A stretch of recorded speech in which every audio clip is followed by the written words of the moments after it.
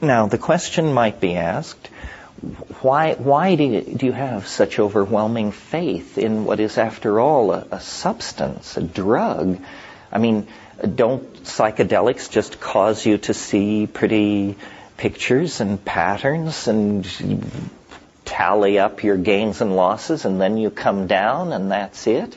And the answer is no. What is mysterious here, and I mentioned it in the early part of my talk, what is mysterious here is this thing we call the psychedelic experience. Those people nailed to the ground around the campfires 50,000 years ago, they didn't know what it was. And when we go in there, armed with our Heidegger and our Husserl and our Wittgenstein and our Merleau-Ponty, we don't know what it is either.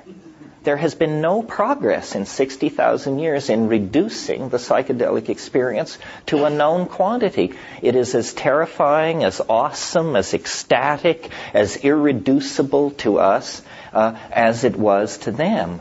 Well, what is that? As secular people, we rarely experience religious awe, especially of the uncontrollable sort. I believe that what makes the psychedelic experience so central is that it is a connection into a larger modality of organization on the planet, which is a fancy way of saying it connects you up to the mind of nature herself. The planet is not just a hodgepodge of competing species. That's the old evolutionary model. That's been obsolete for decades. The new evolutionary model is that where we see species, nature sees only a gene swarm, genes moving at various speeds, being transferred around, a large percentage of them by sexual propagation, but a large percentage of them by asexual and vegetative propagation, and still others by more exotic methods of propagation, such as go on in the fungi and the bacteria. The world is a gene swarm. And people like Lynn Margulis and James Lovelock have been suggesting for years that the Earth is a kind of thermostatic self-regulator. Well, if you carry that idea far enough, thermostatic self-regulator is a way of saying a kind of computational engine, a kind of computer, a kind of mind, a kind of mind. The Gaian mind. The reason those mushroom-eating, orgiastically behaving people worshipped a great horned goddess, the reason they imaged the numinous other as feminine, was because they had a connection into a kind of overarching intelligence that they instinctively and intuitively felt to be feminine. And we retain this in our languages as the idea of Mother Nature and the femininity of the land and so forth and so on. But it's just become a distant metaphor to us. I think our intelligence is a source of toxicity to nature and discomfort to ourselves unless our values are based on planetary values, are linked to the values of the rest of nature. And that means we need to fit ourselves more appropriately into the scheme of things by limiting our numbers, by limiting our extraction of natural resources and toxification of the environment.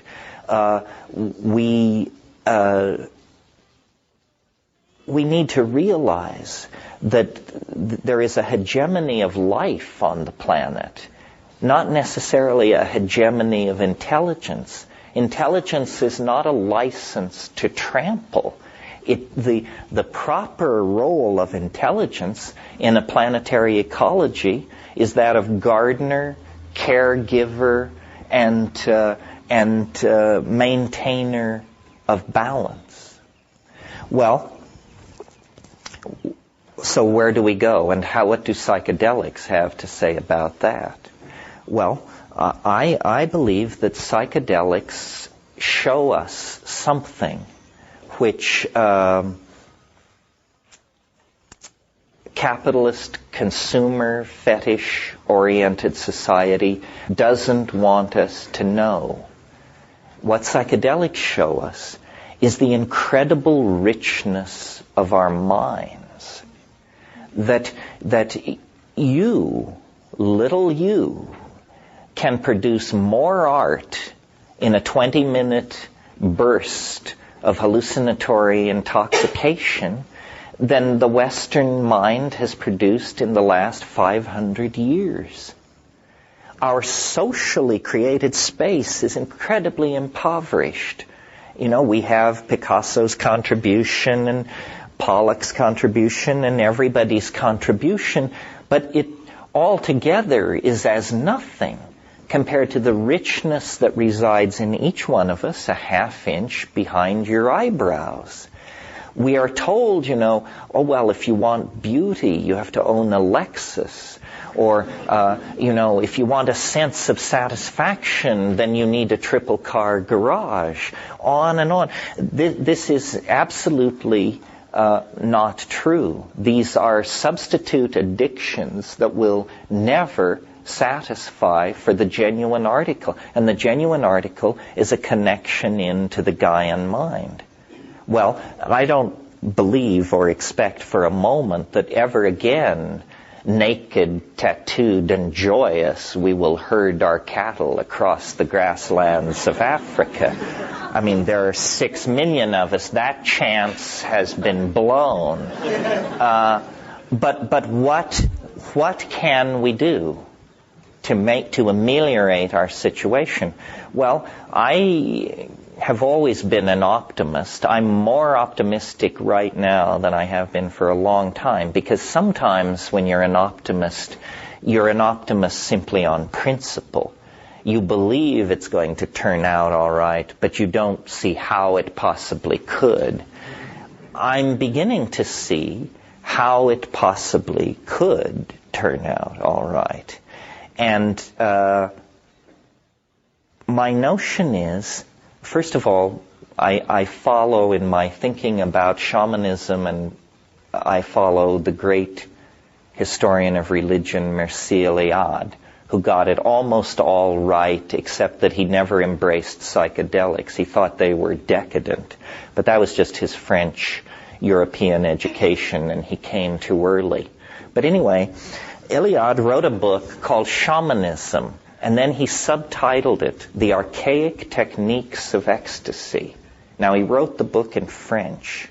In French, technique has a connotation that it doesn't have in English. It means both a way to do things, and it means technology. Later, the French sociologist Jacques Ellul wrote a book called Propaganda, and the little banner under which his book flew, which is printed right on the frontispiece, is he says, there are no political solutions, only technological ones. The rest is propaganda. And then he spends 200 pages explaining what he means by political solutions, technological solutions, and propaganda. By Ellul's understanding, I agree. I think ideology is toxic. All ideology. It's not that there are good ones and bad ones. All ideology is toxic, because ideology is a kind of insult to the gift of human free thinking. I mean, if you adopt some ideology, Leninism, Mormonism, it doesn't matter, then you have all the answers. You just go and look in the catechism. Well, I don't know why they issued you a brain. They could have just given you the catechism. Technology, as the counterpoint to ideology is a very different animal. Now, right now, we're going through a technophobic phase because people think technology means exploding nuclear power plants and, irradiated food and TV. But all technology really means, in the McLuhan sense, is the extensions of man. The extensions of man. And so language is a technology. Shamanism is a technology. Psilocybin is a technology. And certainly the internet is a technology. It's slowly, I think, dawning on a number of people that if we're talking about hallucinogens as consciousness-expanding drugs, then the only difference between a drug and a computer is that one is slightly too large to swallow. And our best people are working on that problem, even as we speak. The drugs of the future will be much more like computers. The computers of the future will be much more like drugs. And I think what we have to recognize is that we are in a very brief and low energy technical phase in technology. Basically, we're at the tail end of the petrochemical steam era. And where we are headed is toward the solid state, fiber optic, global community of the internet. And when I was in San Francisco 2 weeks ago, the buzz was all about VRML, the virtual language markup, the virtual reality markup language whose protocols are being set now so that we will be able to build websites on the net that you can put on your helmet and walk around in. Sun Microsystems is about to introduce something called Hot Java, which will let you build and interact with your website without going through your server. Bandwidth is broadening as we speak. The whole world is being brought into the domain of electricity. And you may not know it, but Marshall McLuhan thought that this was the descent of the Holy Ghost. As a convert to Catholicism, he sort of went the opposite direction of me. As a convert to Catholicism, he decided that the descent of the third person of the Trinity and the worldwide spread of electricity were the same event. So I think that what we have to do is dematerialize culture in every way possible. And that means pharmacologize culture, computerize culture, network culture, virtualize culture, and make of it thereby a tool for the production of our poetic flights, a technology for the putting in place of our dreams as exhibits that we can show each other. This is what it is. This is what technology can be in the service of boundary dissolution. In the service of boundary maintenance, you get hydrogen bombs and sarin. In the surface of boundary dissolution, you get psychoactive substances and the internet and sexual experimentalism, social justice, tolerance, and community. And the choice is to be made on an individual level by each and every one of us. I don't advocate a mass outbreak of psychedelic use. I think these things are a private matter. They are the only thing comparable to them in our human experience is our sexuality. And that's a private matter. How we define it, how we express it, how we act it out, who we do it with, what we think about it, and what we choose to say in public about it is all in our hands. I do not think that the government, under the guise of some phony, alarmist, pseudoscientific rhetoric, should attempt to control the evolution of consciousness. After all, if these things truly are consciousness expanding, it doesn't take too much intelligence to realize that it is the absence of consciousness that is causing our flirtation with extinction and planetary disaster. If there is any way to raise consciousness, diet, drug, machine, sexual practice, mantra, yantra, whatever it is, we should be furiously exploring and applying it. Because if we should fumble the ball, if we should actually, where our ancestors over thousands of generations did not fail, if we are to fail, the magnitude of the tragedy will be immense, because failure is not inevitable. It is not inevitable that we should fail. There are ideas, personalities, technologies available right now which, if honestly explored and implemented, could rescue the human enterprise from the disgrace that hovers over us.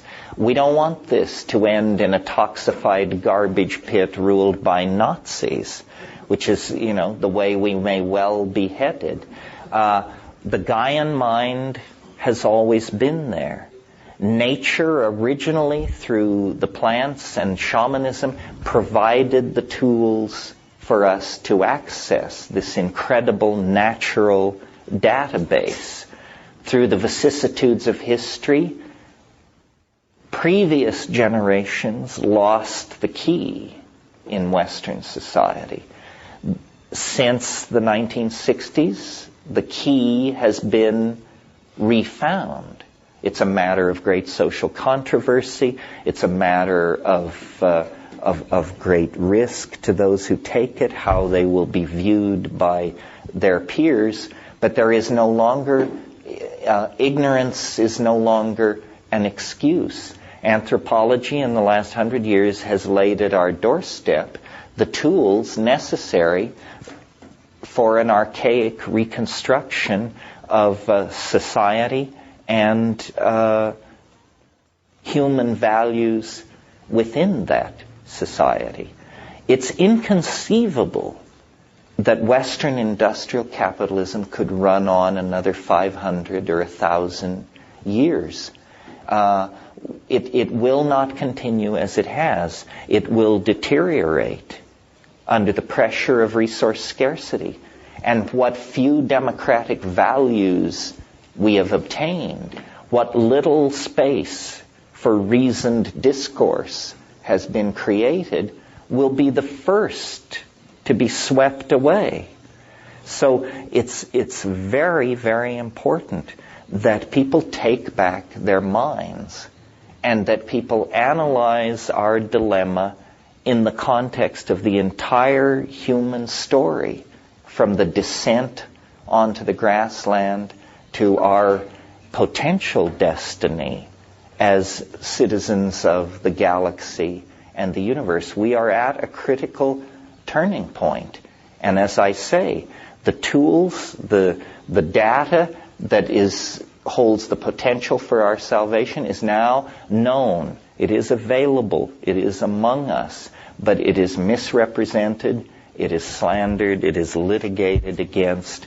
And it's up to each one of us to relate to this situation in a fashion that will allow us to answer the question that will surely be put to us in some point in the future, which is, what did you do to help save the world?